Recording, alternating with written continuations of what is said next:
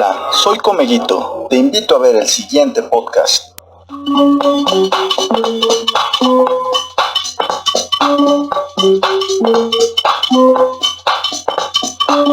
Hola, buenas tardes. Estamos nuevamente en los podcasts de Comego.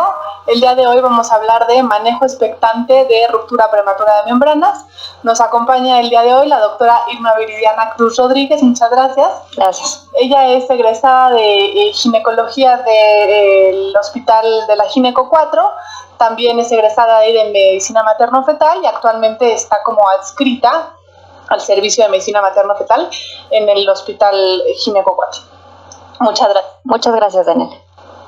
Bueno, pues antes que nada me gustaría que nos expliques a qué se refiere cuando decimos manejo expectante de ruptura prematura de membranas. Claro, mira, es un término que damos cuando tenemos a nuestra paciente, hemos hecho ya el diagnóstico de ruptura prematura de membranas y decidimos no interrumpir en ese momento el embarazo, con la finalidad de prolongarlo los más días que se puedan, obviamente bajo una monitorización materno y fetal pues muy estrecha. Fíjate que pues dependerá cada caso, es impredecible cuánto lo vas a poder prolongar, puede ser desde días hasta semanas. En promedio se ha calculado que máximo en general podemos llegar hasta 14 días, siempre y cuando no tengas algún riesgo o algo por qué terminar con el manejo expectante antes de tiempo, pero en general es el tiempo destinado máximo. Y bueno, recuerden que un día que logremos prolongar el embarazo y que el feto se encuentre dentro de su incubadora más natural, que es el útero, pues también va a mejorar mucho el pronóstico neonatal al nacimiento. Muy bien, y entonces, ¿cuáles serían las pacientes que son candidatas para este manejo expectante? Bueno, antes me gustaría hacer un pequeño paréntesis rápido, que nos digas cuáles son los métodos para hacer el diagnóstico de ruptura de membranas, de manera como muy rápida, porque a lo mejor ese no es el tema principal, pero para poder identificar a cuál es la paciente que le vamos a ofrecer esto. Claro, bueno, como decía Daniela, es muy importante primero que nada hacer bien el diagnóstico de ruptura de membranas. Clínicamente, si una paciente tiene historia franca de salida de líquido, ya lo vamos a sospechar. Acude al consultorio o al hospital, tenemos que hacer una revisión con un espejo vaginal, corroborar que haya salida de líquido amniótico a través del canal cervical y bueno, veremos que en el fondo del saco vaginal pues puede haber un acúmulo. Podemos hacer también las pruebas típicas de pH, medir nitracina y la prueba pues que tenemos inclusive más accesible pues es la cristalografía, ¿no? Colocar esta muestra de líquido amniótico en un portaobjetos, irla a revisar al microscopio sin poner ninguna otra sustancia, sin fijar ni nada, y si vemos el típico patrón del lecho pues estaremos corroborando la ruptura. Si tenemos la posibilidad de pruebas ya mucho más sofisticadas, que ya venden los laboratorios como kits para determinar la presencia de sustancias que normalmente están en el líquido amniótico y determinar si su concentración en vagina es lo suficientemente alta como para corroborar que si hay una ruptura. Entonces creo que eso es lo principal, saber que existe y que estamos seguros de que están rotas las membranas. Que a lo mejor estos métodos que dices que desgraciadamente no están tan disponibles en todos lados serían los mejores, ¿no? Los claro. Kits más nuevos. Así es. Ok, entonces ya que tenemos el diagnóstico de ruptura de membranas, ¿a qué paciente le vamos a ofrecer este manejo expectante? ¿Cuáles serían como los criterios de inclusión, digamos? Claro, mira, pues primero tenemos que corroborar la edad gestacional. Es muy importante que datemos ese embarazo con la mayor exactitud posible. Recordemos que lo ideal sería basarnos en un ultrasonido de primer trimestre donde tomemos en cuenta la longitud cráneo-cauda. Si tenemos este ultrasonido ya lo hicimos porque con eso vamos a llevar el conteo del embarazo y las semanas de gestación adecuadas. Tenemos que corroborar también el estado materno y fetal, es decir, que esta mamá no muestre datos de una infección intraamniótica evidente. Clínicamente ya sabemos que son un poco difíciles de determinar o subjetivos, o sea, cuando ya están presentes es porque una infección intraamniótica va a estar muy avanzada, pero lo básico, checar la temperatura de la mamá, ver que no tenga fiebre, verificar que no haya una actividad uterina regular, que no haya contracciones regulares, ver también el estado del feto, checar que no tenga taquicardia o igual la mamá, ya sería muy evidente la salida de material purulento por vagina.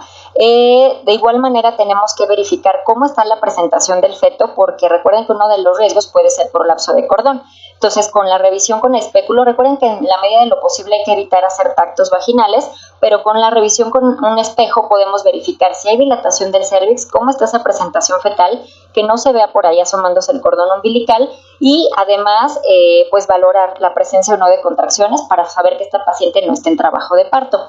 Más adelante vamos a hablar un poquito de tratamientos, pero el hecho de que una paciente ya se encontrara en trabajo de parto puede ser sospechoso de una infección intraamniótica, entonces habrá que distinguirlo muy bien de esa situación, y lo ideal es que esa dilatación cervical, si existiera, queremos dar un manejo expectante, no rebase los 4 centímetros, porque eso ya nos podría hablar de un trabajo de parto activo y obviamente ya la paciente sale fuera del manejo expectante. Y pues yo creo que de las complicaciones de obstetricia es de las que más nos ponen entre la espada y la pared, porque por un lado quieres entregar un feto lo menos prematuro posible, pero sin arriesgar a tu paciente de complicaciones por este manejo. Entonces, como lo primero que tenemos que determinar es que no haya una infección, ya sea con características maternas o fetales. No mencionaste laboratorios. Ok. Vale la pena que cuando ingresas a tu paciente estudio puedas hacer ciertos parámetros de laboratorio o pruebas fetales de bienestar fetal, pues para determinar que esta paciente puede seguir siendo candidata. Una biometría hemática es básica para checar que no haya leucocitosis, aunque hay que tener mucho cuidado, porque si ya aplicamos, por ejemplo, esteroides, puede elevar la cuenta de leucocitos, y entonces ahí hay que hacer una distinción entre si es un efecto secundario de los esteroides o esa mamá ya estaba con leucocitosis. Desde entrada, una biometría hemática. Es muy importante hacer cultivos para estreptococos. Si no teníamos previamente documentada una infección, vale la pena hacer cultivos, y fíjate que estos no son muy laboriosos, solo debes de contemplar que el hospital en el que estés cuente con el recurso, y la muestra, incluso no tienes que colocar un espejo para tomar la muestra, simplemente se coloca un hisopo en la entrada de la vagina o en recto, y con esto ya puedes determinar la presencia de estreptococo del grupo B, que en caso de estar presente pues tendrías que dar tratamiento. Entonces, hacer la biometría, checar que no exista estreptococo, pruebas de bienestar fetal básicas, pues un registro cardiotocográfico para que tú te des cuenta si hay o no actividad uterina, para que cheques cómo está, que no haya taquicardia fetal, cómo está la variabilidad de ese trazo, y que no tengas pues datos de compromiso, ¿no? Fetal. Y puedes hacer también un perfil biofísico si cuentas con el recurso, que sería lo ideal, aunque fíjate que la sensibilidad tanto del registro como del perfil biofísico como para determinar infección es muy bajo. Del registro cardiotocográfico se contempla que es alrededor de un 40% y del perfil biofísico de un 25%. Y es que en realidad el perfil biofísico también puede estar alterado, incluso el parámetro de movimientos fetales respiratorios se puede alterar por la falta de líquido amniótico, si ya tuvieras una disminución considerable. Entonces, estas pruebas son como las iniciales que debes tomar. Tampoco hay un patrón definido, desafortunadamente, de cada cuánto tienes que estar solicitándolas. Algunos autores te dicen que incluso 2 veces por semana sería suficiente. Yo creo que depende del recurso con el que cuentes. Si te soy sincera, pues por ejemplo ahí en la Gineco 4, que es además un hospital escuela, todos los días tomamos biometría hemática, todos los días se hace el perfil biofísico, pero porque tienes tanto el recurso material como el recurso humano. Entonces te tendrías que ubicar en el medio hospitalario en el que te encuentras para ver con qué recursos cuentas. Ya, pero eso es más bien como de tratamiento, ¿no? O sea, de primera instancia tenemos que determinar que no hay infección, y si no hay infección podemos iniciar el manejo expectante. Ahora, creo que otra cosa importante determinar son las semanas de gestación a la que le vamos a ofrecer esto, porque si, justo lo que decías, el objetivo es, estamos como un poco entre la espada y la pared de entregar un feto lo más sano posible, pero que también no sea un feto prematuro, que no esté infectado, y ahí entra un poco ese juego. Entonces, teniendo en mente las semanas de gestación en las que es mejor ofrecer el manejo expectante, y también teniendo en mente un poco lo que dijiste, que lo máximo que se ha podido más o menos en promedio registrar son 14 días que vamos a como lograr aguantar este embarazo. Entonces, ¿cuáles son las semanas a las que podríamos ofrecerle? Porque, no sé, una paciente llega de 24, 25, 26 semanas con una ruptura, ¿qué vamos a hacer? ¿No? Que ya determinamos, que no tiene infección, que es lo primero que dijimos. Ok, ¿le vamos a ofrecer manejo expectante a esa paciente 26 semanas? Claro, mira, pues es complicado. En realidad, la literatura te dice que mientras tengas menos de 37 semanas puedes ofrecer el manejo expectante. Sin embargo, todo está mejor protocolizado entre la semana 24 y 34 de gestación. ¿Por qué justo en estas semanas? Pues porque ya rebasaste la etapa viable, dependiendo del hospital en el que estés, porque, estamos hablando a lo mejor de la Ciudad de México, pero si te vas a otro estado de la República, el límite de viabilidad pueden ser 26, 28 semanas, ¿no? Dependiendo de tu hospital. Entonces, vale la pena que cheques el límite de viabilidad en el área donde te encuentras, y a partir de ahí ahí y hasta la semana 34, pues es donde mayor información existe. Entre la semana 34 y 36 hablamos de un periodo de prematurez tardía, y también las pacientes pueden ser sometidas a este manejo expectante, pero ahorita vamos a hablar de algunos riesgos. Fíjate que en el 2017 salió un metaanálisis donde evaluaron más o menos 2 ensayos clínicos y aproximadamente el número de pacientes era más de 3,600. Y aquí lo que se dieron cuenta incluía embarazos de todas las semanas hasta incluso 36 punto cachito, antes de las 37. Y en este metaanálisis lo que surgió es que al interrumpir en forma inmediata versus manejo expectante, el manejo expectante, bueno, ninguna de las dos hubo diferencia, por ejemplo, en cuanto a sepsis neonatal, en cuanto a muerte fetal, o tal cual mortalidad perinatal, pero en lo que sí se encontró diferencia es que cuando ofreces un manejo expectante a cualquier edad gestacional, lo que favorecías era una disminución en el ingreso a terapia intensiva neonatal, también disminuías la necesidad de ventilación mecánica, disminuías el riesgo de síndrome de distrés respiratorio del recién nacido. Entonces, eso, aunado a que también disminuías el índice de cesáreas que estabas programando, bueno, todo eso dio un panorama para decir, bueno, incluso entre las 34 y 36 semanas podríamos prolongar el embarazo y tratar de dar un manejo expectante. Sin embargo, la recomendación es sobre todo hacerlo de la viabilidad a las 34 semanas y rebasando la semana 34, solamente que tú consideres que esa paciente no tuvo esquema de inductores de madurez pulmonar y que quieras darle la oportunidad, o que de plano está tan estable el cuadro clínico que no ves para nada datos de infección, que el bebé está bien y que quieres otorgar unos días más, es válido. Pero aquí, vamos a ver ahorita más adelante, que no puedes manejar todo el protocolo como estamos acostumbrados. Y por el otro lado está el extremo del grupo donde no son viables todavía. Son esos embarazos menores a 24 semanas en general, donde pues la paciente tuvo la ruptura y le quieres ofrecer un poquito más siempre y cuando estés seguro de que no hay datos de infección materna o fetal. Porque si no, pues ahí el panorama va a ser muy, muy distinto, ¿no? Sí, sobre todo en estos límites de la viabilidad, 24 a 26 semanas, me parece muy importante hablar con los papás y con los neonatólogos para estar todos en el mismo canal y saber qué es lo que le vamos a ofrecer a esta paciente, porque probablemente la paciente a las 26 semanas le estás explicando que va a tener un manejo conservador y piensa que va a tener un bebé de 34 semanas. Claro. Creo que eso es algo que tenemos que tener nosotros como médicos muy claro y aclarárselo muy bien a la paciente de en qué parámetro estamos y cuáles son las realidades de este manejo expectante. Sí, sobre todo en ella ser mucho más ajuiciosos en nuestros criterios, ¿no? De infección o para decidir si continúa o se termina el manejo expectante. Ahora viene el tratamiento, ¿no? Y del tratamiento me gustaría hablar de 2 cosas.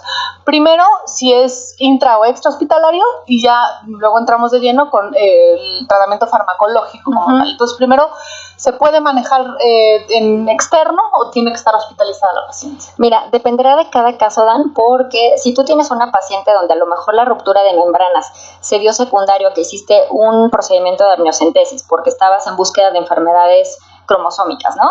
Entonces, en este caso, en este escenario, descartas la posibilidad de que se dio por una infección. En ella podrías mandarla a su casa, obviamente vigilar todos los signos como en cualquier otra paciente, pero con mayor tranquilidad podrías enviarla a su domicilio y darle el seguimiento como externa. Sin embargo, ya en una paciente que presentó una ruptura y que tú crees que estuvo condicionado por infección o inflamación intraamniótica, pues vale la pena que le ingreses al hospital para que le hagas toda la batería de estudios, para que tú todos los días estés verificando su estado clínico y ya decidirás, solamente que esté muy estable y a lo mejor se haya manejado como una RPM sellada, porque también conocemos el término donde aparentemente hubo una ruptura, pero se mantiene bien el líquido amniótico, no ves otros datos de infección, no vuelve a sentir la paciente fuga de líquido amniótico y se pudiera considerar de esa manera, bueno, a lo mejor la envías a su casa, pero sigues vigilándola. Pero en realidad las rupturas que se dieron, seguramente por un proceso infeccioso o porque algo no estaba bien en esas membranas amnióticas que estaban inflamadas, va a requerir forzosamente hospitalización. Hospitalización hasta el nacimiento. Claro. Okay.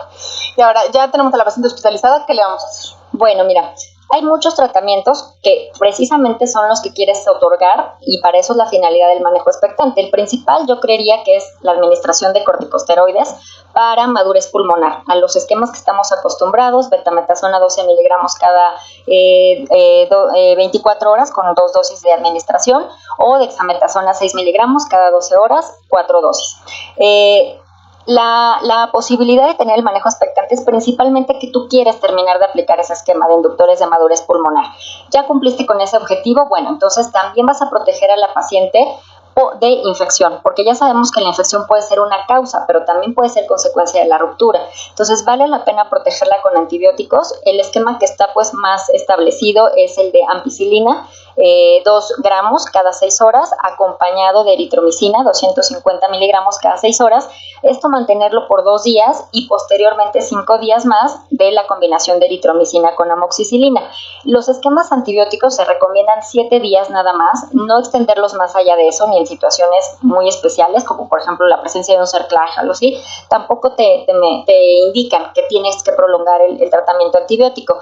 Entonces, ese es como el esquema principal que se ha manejado siempre, pero fíjate que ya en años recientes a la fecha, pues se ha documentado que incluso tú puedes cambiar la eritromicina por acitromicina, y la verdad, desde mi punto de vista, es como un tratamiento antibiótico más factible, porque el hecho de que tú, en cuanto detectas la ruptura e ingresas a tu paciente de esa acitromicina en 1 gramo, dosis única, pues estás cubriendo la mayoría de los microorganismos que te condicionaron probablemente la ruptura, como micoplasma, ureaplasma. Entonces, dar este esquema de dosis única de acitromicina y ahora sí, posteriormente continuar con tu ampicilina y la amoxicilina, pues vale mucho la pena.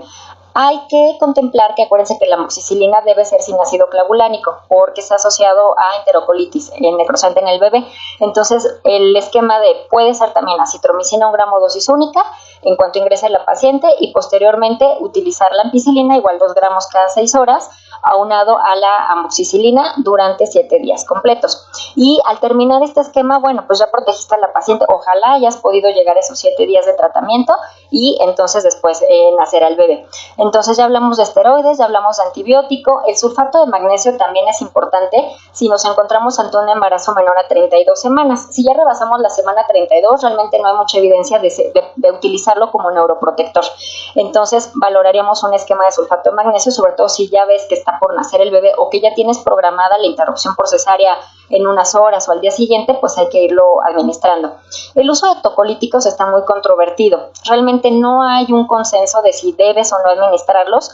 La mayoría de la literatura que revisas pues dice que no lo aconsejan, a menos que estés en una situación especial donde quieras administrar ese esquema de inductores de madurez pulmonar durante 48 horas, lo utilizarías el tocolítico no más, o que tuvieras que trasladar a una paciente a otro hospital, a un centro de tercer nivel. Si no tienes como estas condiciones, la verdad es que lo ideal sería no administrarlo, porque acuérdense que al administrarlo pues vamos a quitar un poco la actividad uterina, que puede ser lo que te está reflejando esa infección, esa inflamación intraamniótica.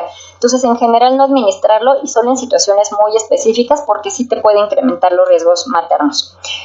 Pues me parece que sería como básicamente los tratamientos los que tendremos que esquema de madurez pulmonar, antibiótico, ajá, sulfato de magnesio y no tocolítico. Exacto. Y algo muy importante, si en tu cultivo de estreptococo del grupo B salió positivo y esa paciente va a trabajo de parto, tienes que seguir administrando durante el trabajo de parto pues el antibiótico ideal para estreptococo, que puede ser ampicilina o penicilina, no dejar de cubrirle en esas horas de trabajo de parto.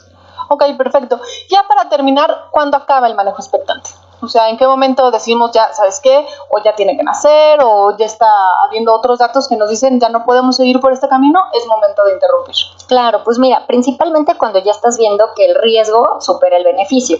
Es decir, que ya lograste prolongar algunos días el embarazo y que a lo mejor la mamá ya está empezando. Recordemos que los riesgos que corre la mamá con un manejo expectante es infección, y la infección puede ir desde tan sutil, entre comillas, como una coriomenitis o una endometritis, o puede irse al extremo de una septicemia. Entonces, por esa cuestión, si nosotros estamos viendo que ya hay un riesgo de infección materna peligrosa, es momento de parar el manejo conservador. Si de la nada se presenta un sangrado vaginal que no habíamos notificado antes, esto nos puede estar orientando un desprendimiento de placenta, que es otro de los riesgos que corre una mamá con manejo expectante. Entonces, estar muy al pendiente de esas situaciones.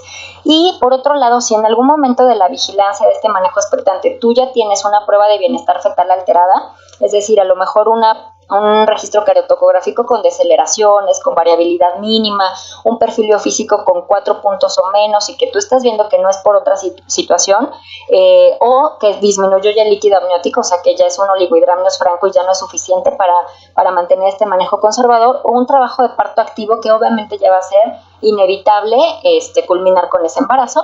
Creo que serían como las cuestiones más claras y evidentes que te harían salir de un manejo expectante. Muchas gracias.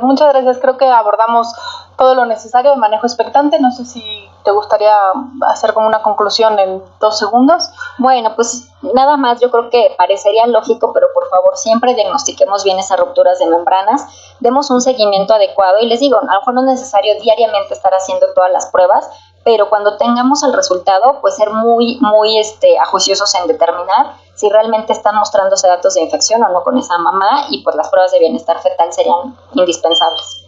Muchas gracias. Gracias a todos por escucharnos en los podcasts Comego y los esperamos en los siguientes podcasts por un Comego sin fronteras. Muchas gracias.